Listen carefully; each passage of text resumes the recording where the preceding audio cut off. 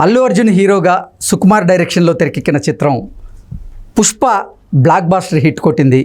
Pushpa part 2 ద్వారా ఇప్పుడు సుకుమార్ ప్రేక్షకులకు దగ్గరయ్యేందుకు కూడా ఆయన ప్రయత్నాలు చేస్తున్నారు. ఇక పుష్ప పార్ట్ 3 కూడా ఉండబోతోంది అంటూ కొన్ని వార్తలు ఇప్పుడు సోషల్ మీడియా వేదికగా చక్కర్లు కొడుతున్న నేపథ్యంలో పుష్పలో అల్లు అర్జున్ది నెగిటివ్ షేడ్స్ ఉన్నటువంటి ఒక క్యారెక్టర్ అయిన నేపథ్యంలో ఈ నెగిటివ్ షేడ్స్ ఉన్నటువంటి క్యారెక్టర్ ద్వారా అసలు సొసైటీకి ఎటువంటి మెసేజ్ ఇద్దాం అనుకుంటున్నారు, పుష్ప పార్ట్ 3ని ఎందుకు ప్లాన్ చేస్తున్నారు అంటూ రకరకాలుగా సోషల్ మీడియాలో ఒక చర్చ మొదలైనటువంటి నేపథ్యంలో ఈ అంశం మీద విశ్లేషణ అందించేందుకు ప్రముఖ సినీ విశ్లేషకులు, ప్రముఖ సీనియర్ జర్నలిస్ట్ యజ్ఞమూర్తి గారు మనతో ఉన్నారు. సార్తో మాట్లాడదాం. యజ్ఞమూర్తి గారు నమస్తే అండి. నమస్తే కృష్ణ. పుష్ప పెద్ద హిట్ అయింది. పుష్ప 2 కూడా రిలీజ్కి సిద్ధమైంది. అది కూడా ప్రేక్షకుల మనల్ని పొందుతుంది అంటూ అందరూ భారీ అంచనాలతో ఎదురు చూస్తూ ఉన్నారు. పుష్ప పార్ట్ 3 కూడా ఉండబోతోంది అంటూ కొన్ని వార్తలు ఇప్పుడు సోషల్ మీడియాలో చక్కర్లు కొడుతుంది. అయితే అసలు పుష్పలో అల్లు అర్జున్ది గ్రే క్యారెక్టర్. ఈ నేపథ్యంలో అసలు ఆ క్యారెక్టరైజేషన్ ద్వారా సొసైటీకి ఎటువంటి మెసేజ్ పాస్ చేద్దాం అనుకుంటున్నారు అనే చర్చ ఇప్పుడు సోషల్ మీడియా వేదికగా మొదలైంది. దీని మీద మీ విశ్లేషణ ఏంటి? నిజమే. అంటే పుష్ప సినిమా రిలీజ్ అయినప్పుడు ఆ క్యారెక్టరైజేషన్ మీద చాలామంది విమర్శలు చేశారు. ఒక స్మగ్లర్ అంటే మనం ఏదైతే సమాజానికి హాని చేసే పాత్రలు కొన్ని ఉంటాయి కదా, మనుషులు కొంతమంది ఉంటారు కదా, అలాంటి ఒక యాంటీ సోషల్ ఎలిమెంట్, అలాంటి క్యారెక్టర్ అతనిది.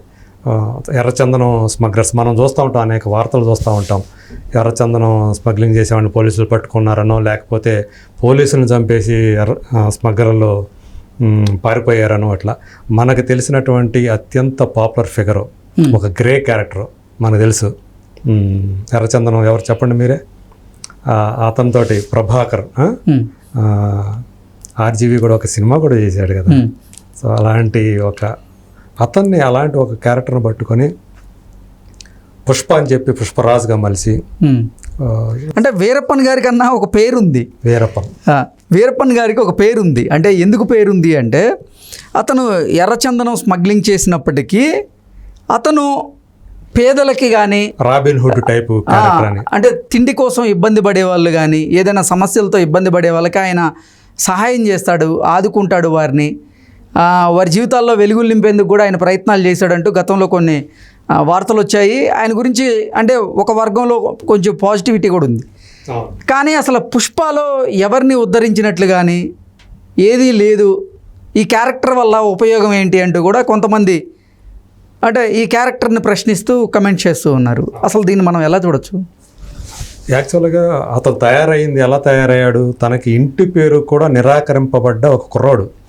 తన ఇంటి పేరు కూడా వాడుకోవడానికి లేదంటారు.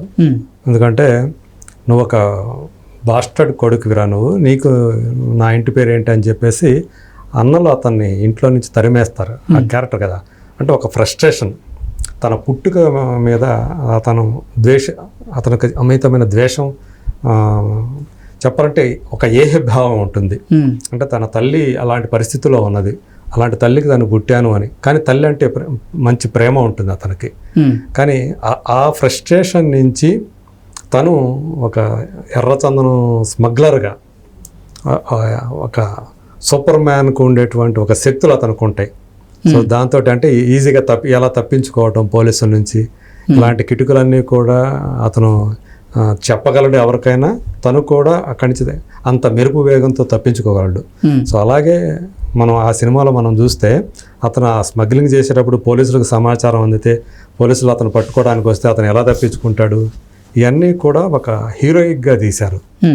సో అంటే ఒక యాంటీ సోషల్ ఎలిమెంట్ని, ఆ పర్సనాలిటీని తను హీరోగా చూపించి సుకుమార్ సక్సెస్ అయ్యాడు. యాక్చువల్గా మనం సుకుమార్ ఫస్ట్ ఫిలిం ఆర్య చూసుకున్న అతని హీరోల పాత్రల చిత్రం కూడా అలాగే ఉంటుంది.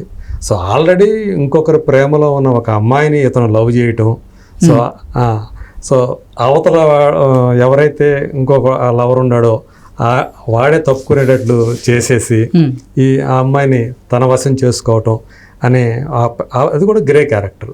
సో తన ఫస్ట్ ఫిలిం నుంచే అతను ఏదైతే మన తెలుగు సినిమా హీరో అని ఒక కొలబద్ద ఉందో ఆ కొలబద్దని బ్రేక్ చేశాడు. తన ఫస్ట్ ఫిలిం నుంచే బ్రేక్ చేశాడు సుకుమార్. అలా ప్రేక్షకులకు ఒక కొత్తదనాన్ని రుచి చూపించి ఒక దర్శకుడిగా తన తొలి సినిమాతోటే సక్సెస్ సాధించడమే కాకుండా అందరి దృష్టిలోనూ పడ్డాడు. అలాగే ఆర్య అనే పాత్రతోటి అల్లు అర్జున్కి రెండో సినిమాతోటే స్టార్ని చేసేసాడు.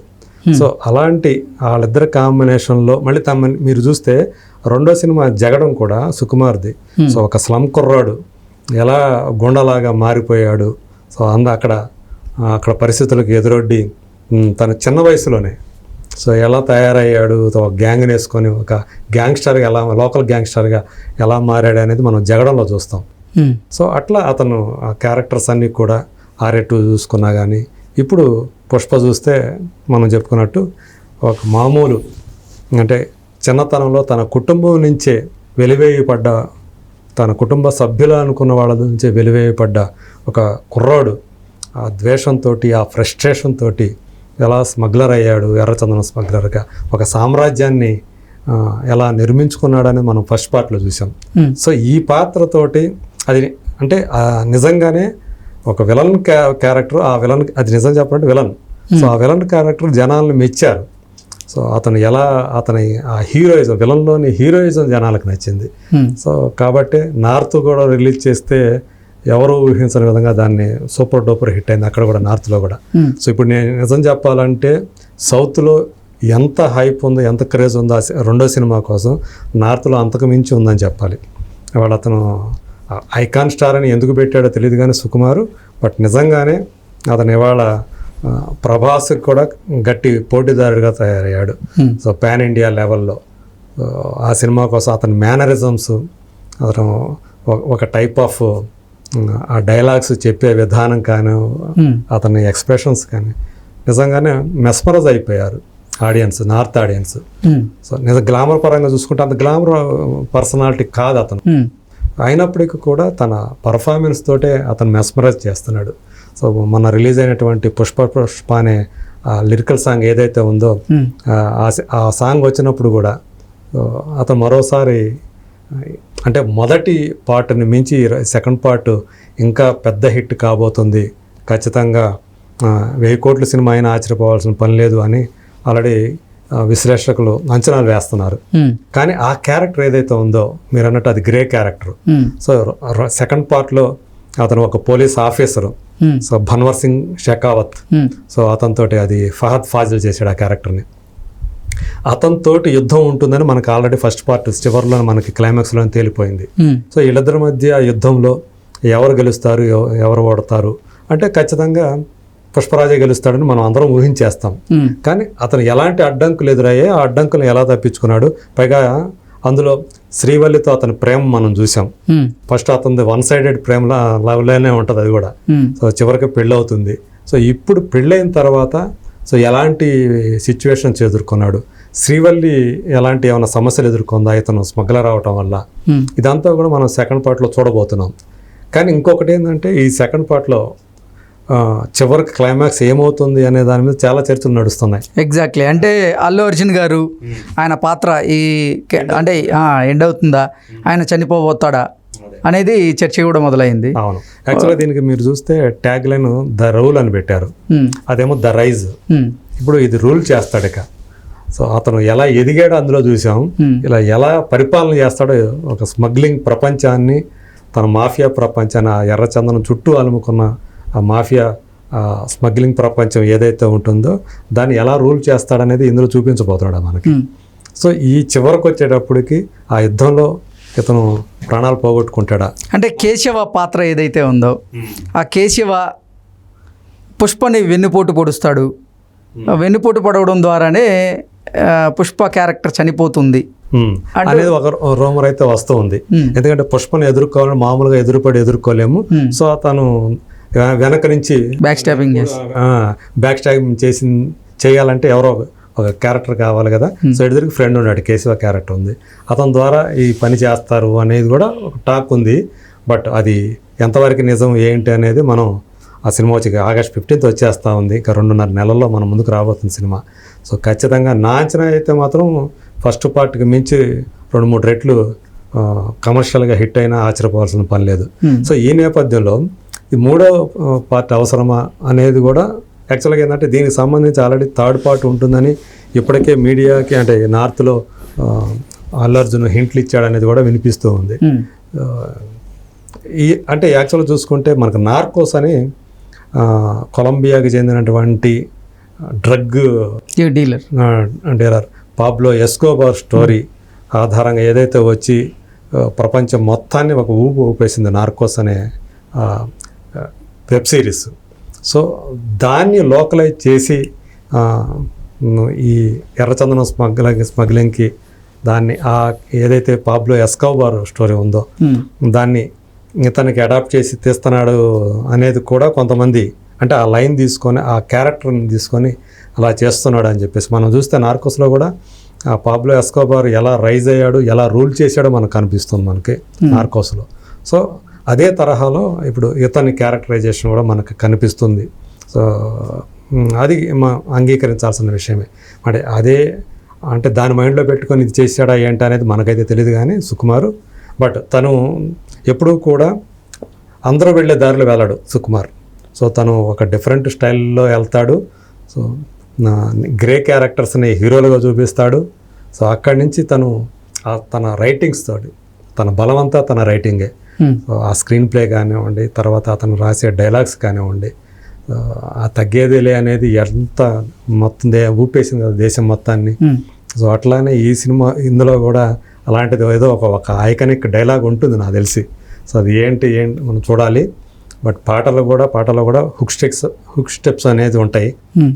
పుష్పకి ఎలా అయితే మొత్తం అంటే క్రికెటర్ల దగ్గర నుంచి అందరూ కూడా వేరే వేరే దేశాలకు సంబంధించినటువంటి వాళ్ళు కూడా వాటిని ఫాలో అవటం మనం చూసాం, రీల్స్ చేయటం మనం చూసాం.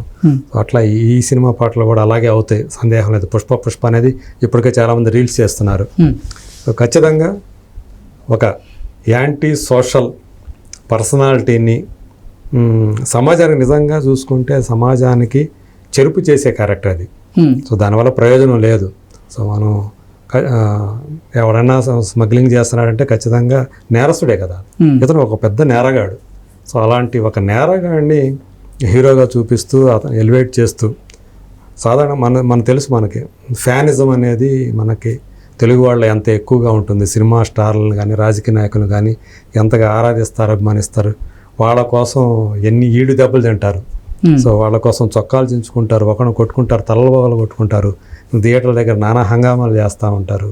సో దానికోసం మా హీరో గొప్ప అని ఎంతకైనా తెగించేవాడు ఉన్నారు. సో అలాంటి ఫ్యానిజం మాయలో ఉండే మన ఆడియన్స్ ఒక విలన్ కనుక ఆదర్శంగా తీసుకుంటే సమాజానికి ఖచ్చితంగా దానివల్ల నష్టమే కదా అని ఖచ్చితంగా సామాజిక విశ్లేషకులు కానీ సామాజిక శాస్త్రవేత్తలు కానీ గట్టిగా చెప్పే మాట అది. సో మన వల్ల మంచి జరగకపోయినా పర్వాలేదు కానీ చెడు జరగకూడదని. సో ఆ రకంగా చూసినప్పుడు ఖచ్చితంగా ఆక్షేపించాల్సిందే ఆ క్యారెక్టరైజేషన్ని, ఆ క్యారెక్టర్ని ఆక్షేపించాల్సిందే. సో అందువల్ల నేను అనుకోవడం ఏంటంటే అది మీరు అన్నట్టు సెకండ్ పార్ట్లో ఎండ్లో సో పుష్పరాజ్కి అతను ముగింపు ఉంటుందా? సో అందులో ముగింపు ఉంటే ఇంక 3వ పార్ట్కి అవకాశం లేదు. సో 3వ పార్ట్ రాకపోతేనే బెటర్ అనుకునే వాళ్ళు ఉండారు. అంటే సామాజికంగా ఆలోచించినప్పుడు ఆ పాత్రని ముగించేస్తే బెటరు అనేవాళ్ళు చాలా ఎక్కువ మందే ఉన్నారు. బట్ మరి సుకుమార్ ఆలోచనలు ఎలా ఉండేవో చూడాలి. మరి యాక్చువల్ అంటే ఇంకొక సమాచారం ఏంటంటే ప్రస్తుతానికి ఇక్కడ ఆగి, ఎందుకంటే పార్ట్ 1 తర్వాత వెంటనే పార్ట్ 2 కూడా మొదలు పెట్టేశారు. సుకుమార్ తను ఈ సినిమాతోనే ఉన్నాడు. మళ్ళీ తను ఇంకొకరిని అంటే రామ్ చరణ్ని డైరెక్ట్ చేయాలని ఉంది. కాబట్టి ఒక 3 సంవత్సరాల గ్యాప్ వస్తుంది థర్డ్ పార్ట్కి అని కూడా వినిపిస్తుంది. బట్ ఏదేమైనా అయితే థర్డ్ పార్ట్ అయితే ఉండబోతుంది అంటారు. ఉండబోయే అవకాశాలు ఉన్నాయని చెప్తున్నారు మరి. బట్ రాకపోతేనే బెటర్. అంటే సమాజానికి ఒక మేలు చేసిన వాడు అవుతాడు నాకు తెలిసి. ఓకే, అంటే థర్డ్ పార్ట్ కనుక ఉంటే సెకండ్ పార్ట్లో అల్లు అర్జున్ పాత్ర ఏదైతే ఉందో ఆ పాత్ర చనిపోయేటువంటి అవకాశం అయితే ఉండదు. మళ్ళీ ఏదో రకంగా ఒకవేళ చనిపోయినట్టు చూపించినా మళ్ళీ థర్డ్ పార్ట్లో నిజంగా చనిపోలేదు అని చెప్పేసి మళ్ళీ చూపించి మళ్ళీ దాన్ని బతికించే అవకాశం కూడా ఉంది. Okay sir, thank you so much.